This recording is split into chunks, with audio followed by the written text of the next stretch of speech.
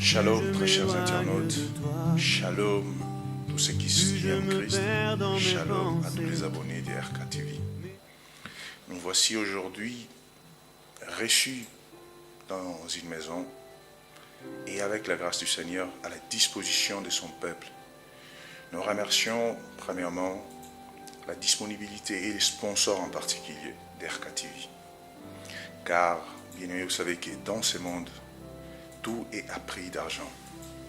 Nous avons eu le privilège d'être ici et nous sommes maintenant devant vous pour vous donner ce que votre Père a préparé.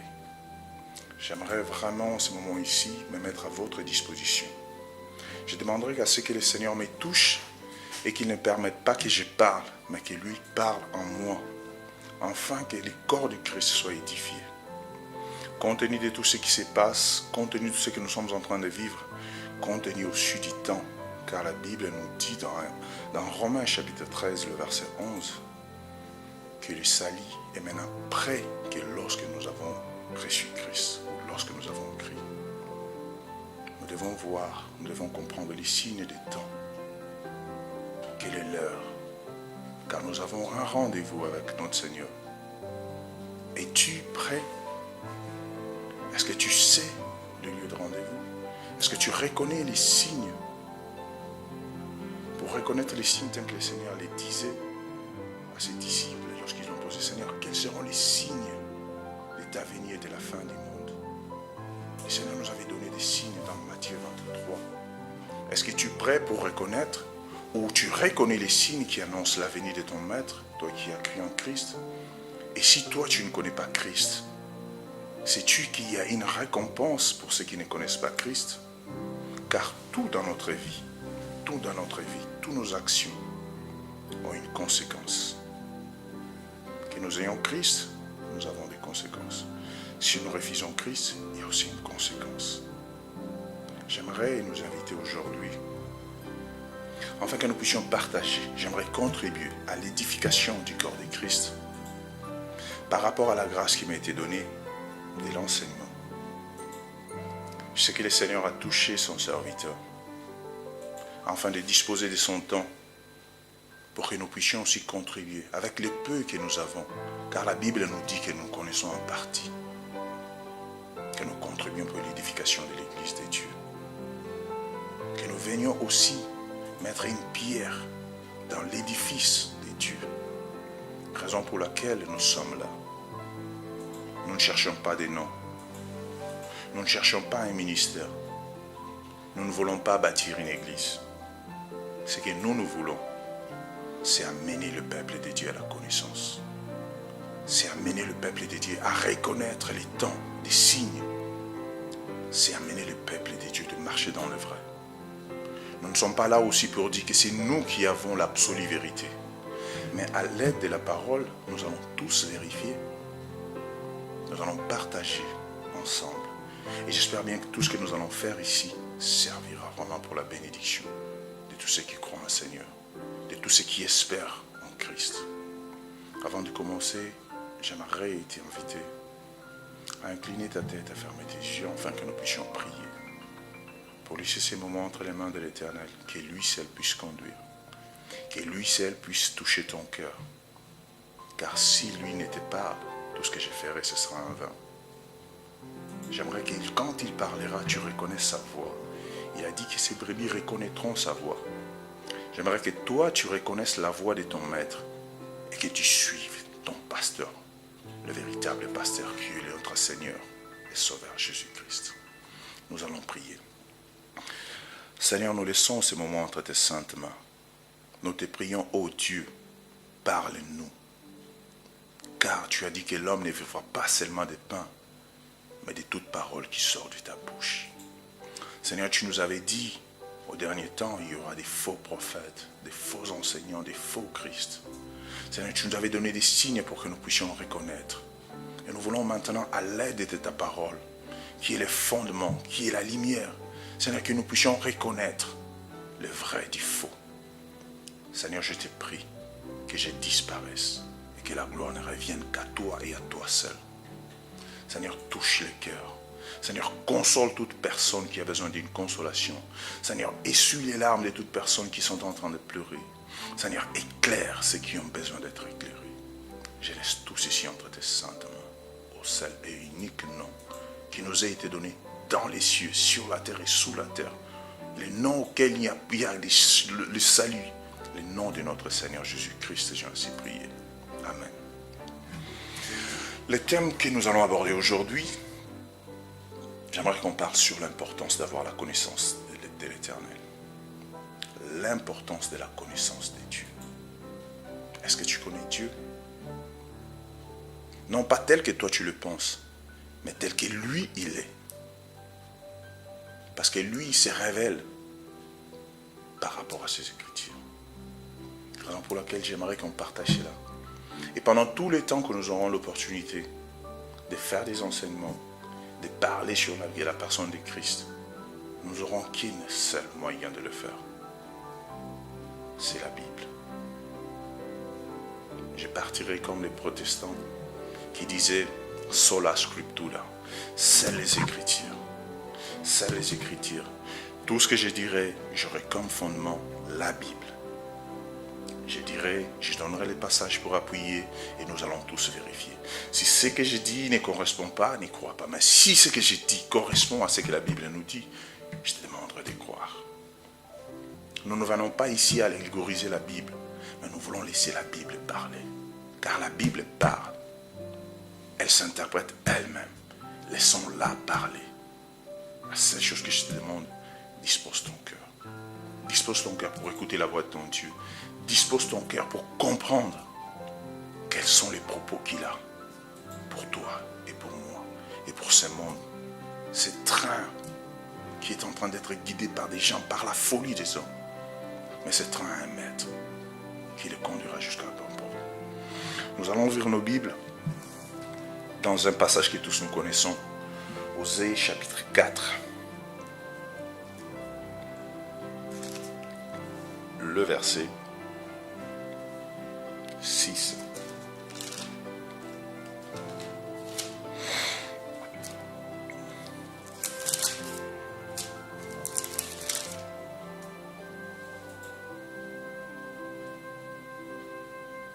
Au chapitre 4, le verset 6, nous dit ceci. J'ai lu au nom du Seigneur. Mon peuple est détruit parce qu'il lui manque la connaissance. Juste le parti A. Le Seigneur dit, mon peuple est détruit puisqu'il manque la connaissance.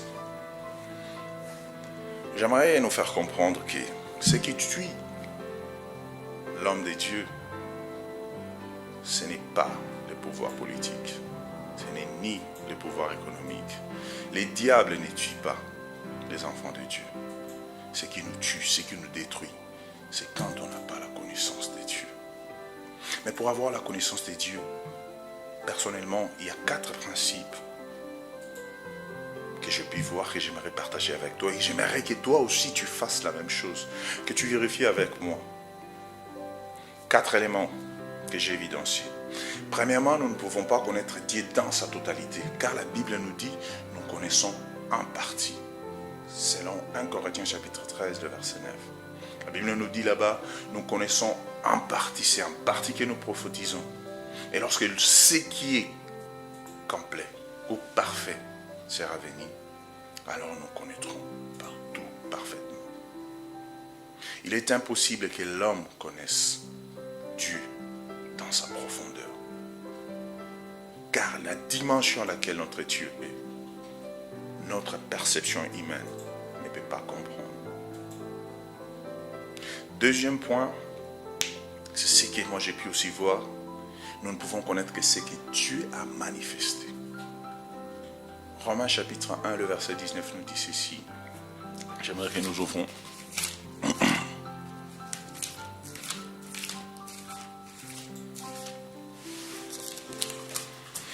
Romains 1, 19.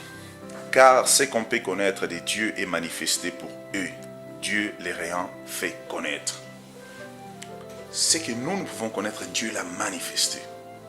Pour connaître la dimension, pour connaître la grandeur de Dieu, il a manifesté. Voyez vous-même l'étendue du ciel. Voyez vous-même comment est-ce que le soleil se lève et se couche tel que Dieu l'a déterminé. Voyez vous-même comment est-ce que les planètes se placent. Il respecte tout l'ordre que l'Éternel a mis. Il y a un architecte qui a défini les choses et toutes ces choses obéissent à toutes les lois que l'Éternel a dit. Donc ce que nous pouvons connaître de Dieu, c'est ce que lui, il a manifesté.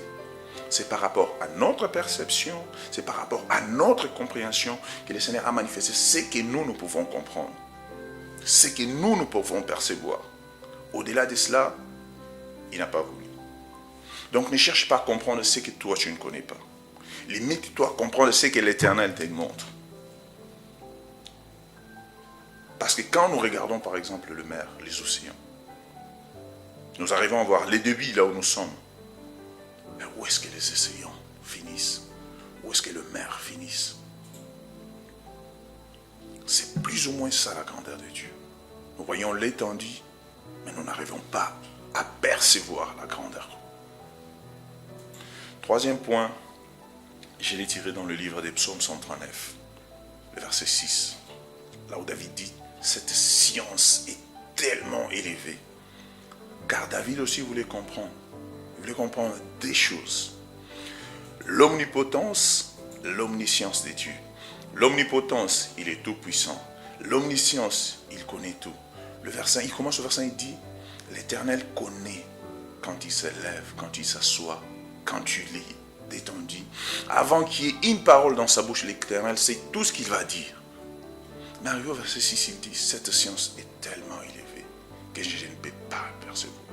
Parce que David, s'il insistait à essayer de comprendre cela, ça pouvait l'amener à la folie.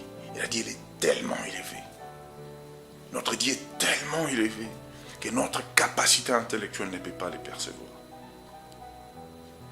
Quatrième point, la connaissance de Dieu est un processus continu. Tel que nous dit Osée chapitre 6, le verset 3. Connaissons et poursuivons à connaître. Je connais aujourd'hui, je connaîtrai demain, je connaîtrai après-demain, et ainsi de suite. Aussi longtemps que j'y vivrai, ma vie c'est de connaître Dieu. Cessons d'être docteurs en Dieu. Quand je dis docteurs en Dieu, c'est des gens qui connaissent tout, ils n'ont plus rien à apprendre. Nous apprenons chaque jour. Et c'est un processus.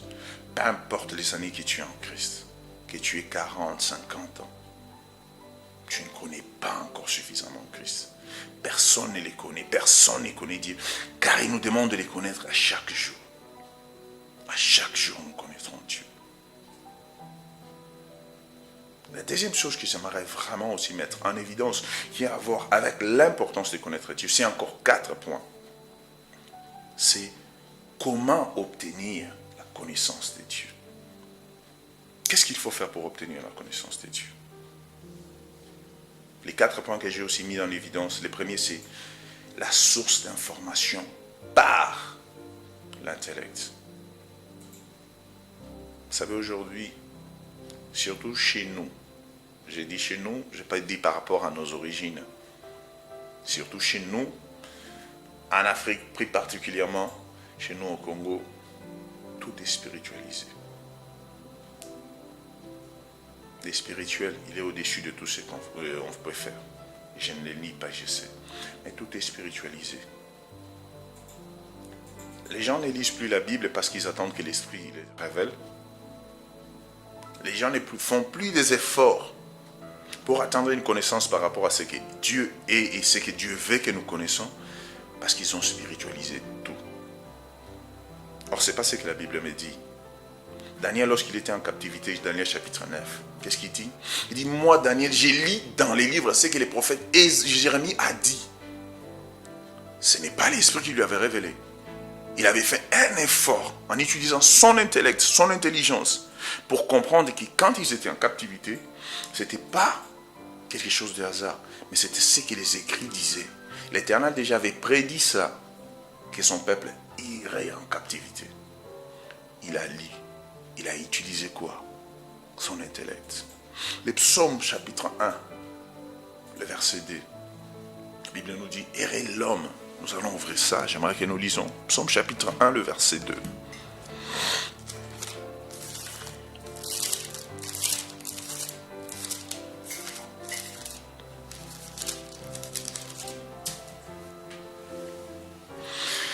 Je commence au verset 1 pour bien contextualiser.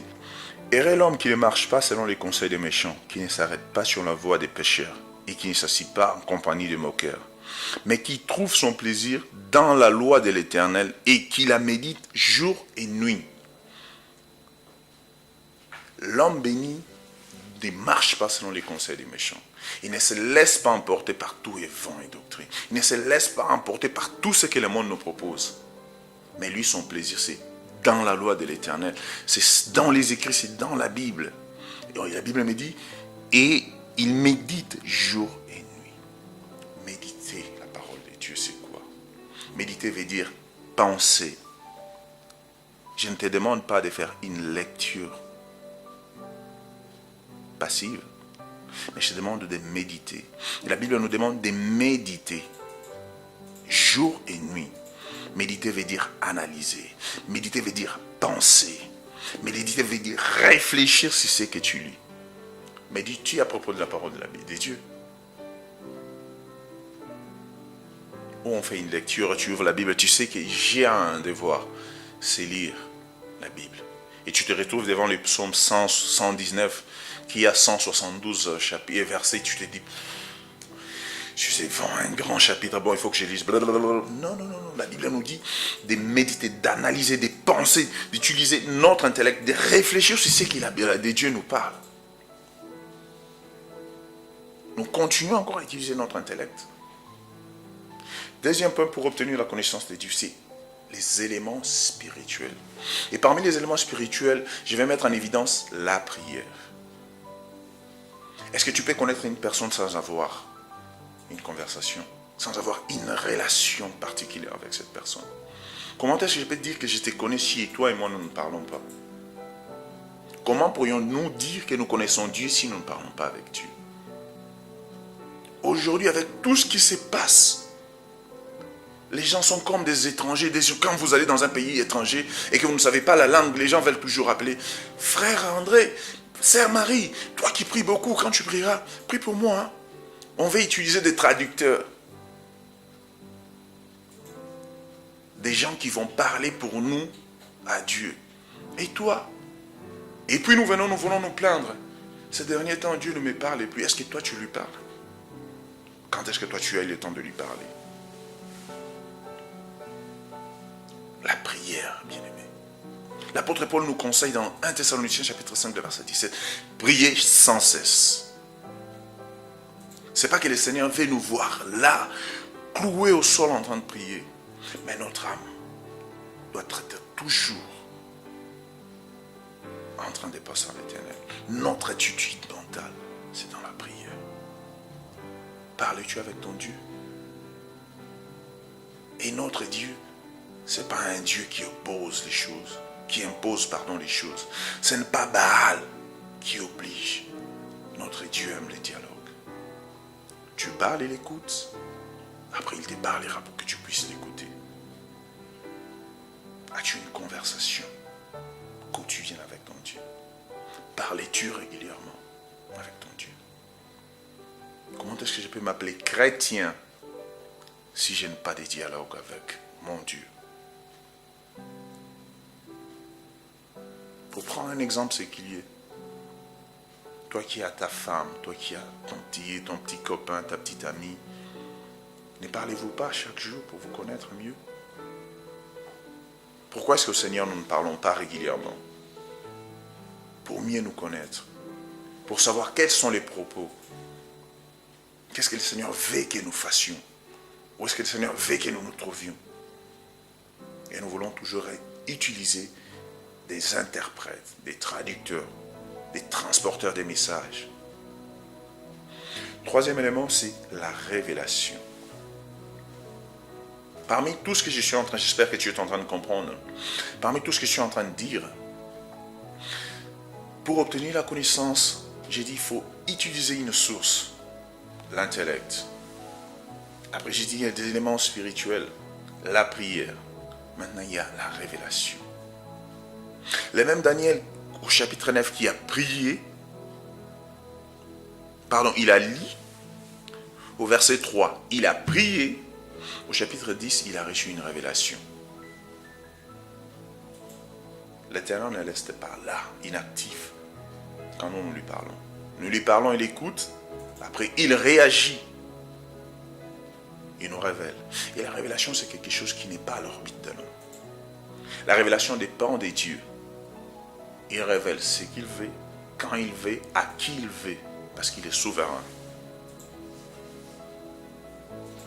Donc, prie et attends. L'apôtre Paul, dans 2 Corinthiens chapitre 12, qu'est-ce qu'il dit? Il m'a été mis une écharde pour que je ne puisse pas me vanglorier de l'excellence des révélations. Parce qu'il recevait des révélations en cascade, s'il faut le dire. Et l'Éternel lui avait mis une écharde dans la chair. Quatrième chose, c'est l'expérience quotidienne avec Dieu. On ne peut pas vivre la vie chrétienne avec les expériences des autres. On doit avoir une expérience avec Dieu. Et l'apôtre Paul en avait.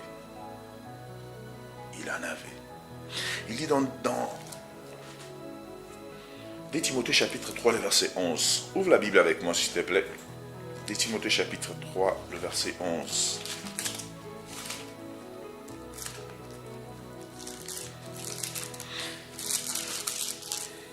L'apôtre Paul dit ceci.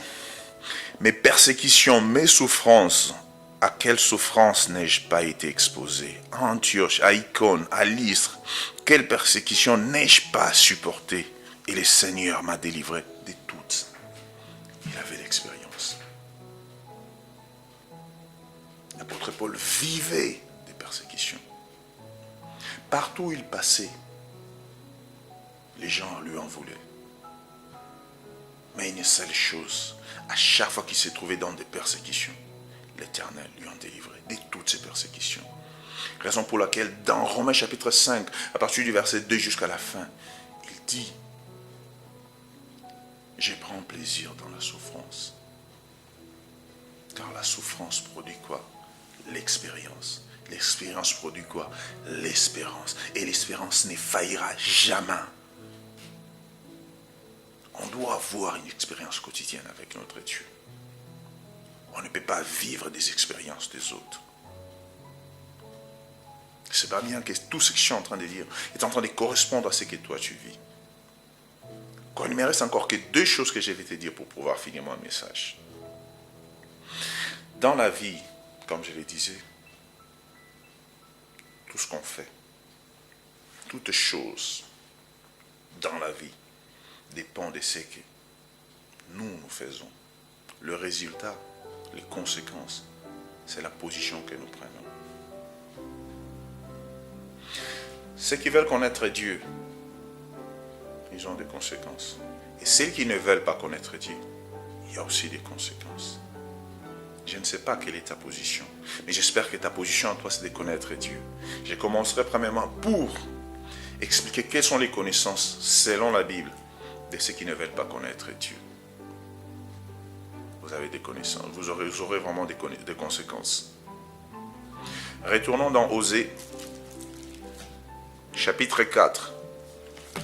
Maintenant, j'aimerais que nous lisons le verset 1.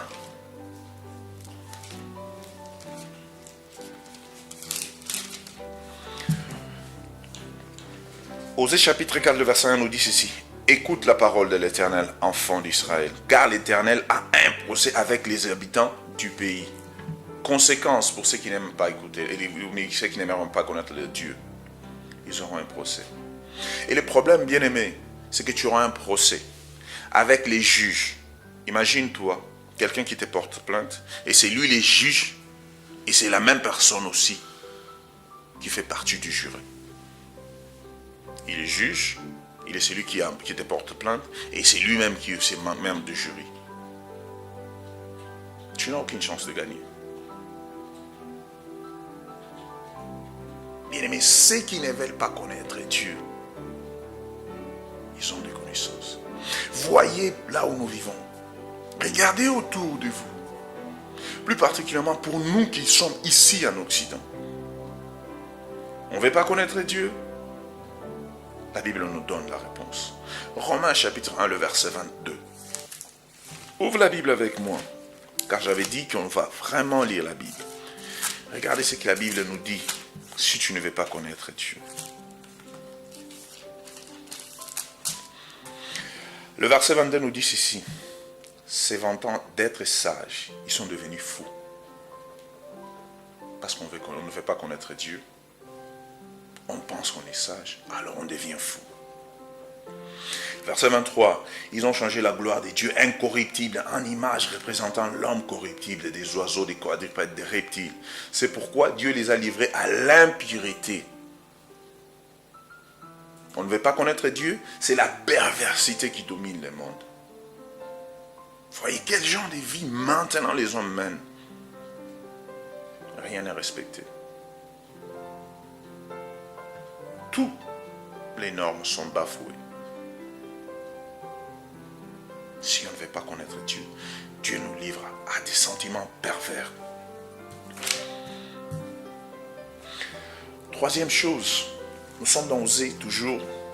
Le verset 2 nous dit ceci. Ceux qui refusent de connaître Dieu, ceux qui refusent de marcher selon la Bible. Il n'y a que parjure, il y a mensonge, assassinat, vol, adultère, on use de violence, on commet meurtre sur meurtre. Ce n'est pas le retrait ici. C'est un portrait de là où nous vivons. Regardez tous les pays ici en Occident. Aujourd'hui, si nous ne voulons pas connaître Dieu, c'est le mal qui est mis en évidence. Et tout le monde nous pose la question, mais si Dieu existait, pourquoi est-ce qu'il y a tant de mal? Mais on ne veut pas connaître Dieu. S'il n'y a aucune loi qui vient régir nos vies, qu'est-ce qu'on fait? On nous soumet au mal. Aujourd'hui, l'homosexualité est normale parce qu'on ne veut pas connaître Dieu. Aujourd'hui, apparaître une femme nue à la télévision, c'est normal en plein jour. C'est normal parce qu'on ne veut pas connaître Dieu. L'avortement est normal parce qu'on ne veut pas connaître Dieu. Et tous on veut culpabiliser Dieu. Qu'est-ce qu'un pays sans sa constitution? Si nous les hommes, nous voulons nous donner des limites en mettant des lois constitutionnelles, pourquoi pas celui qui vit au-dessus de toutes choses? Celui qui domine sur le règne des humains ne peut pas nous donner des limites. Depuis que cette pensée, cette conception orientale